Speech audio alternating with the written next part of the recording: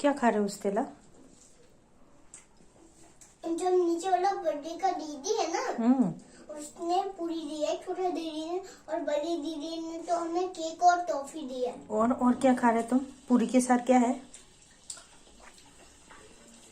पूरी के साथ दाल और पनीर और मटर।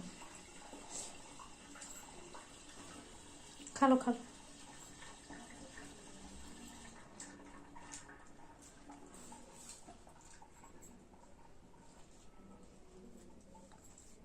अच्छा लगा पूरी?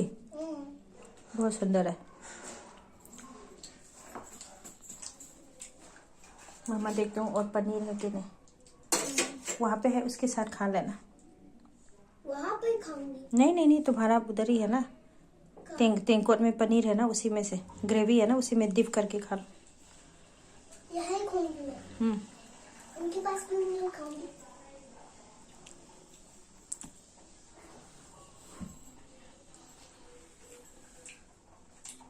पनीर खाना है। पनीर खत्म हो चुका है ना सना बेबी।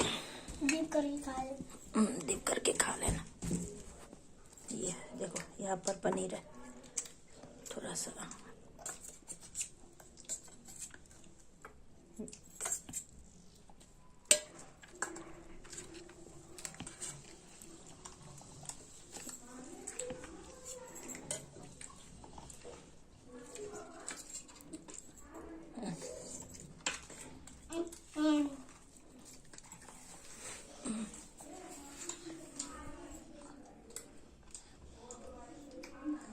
मुझे तो लग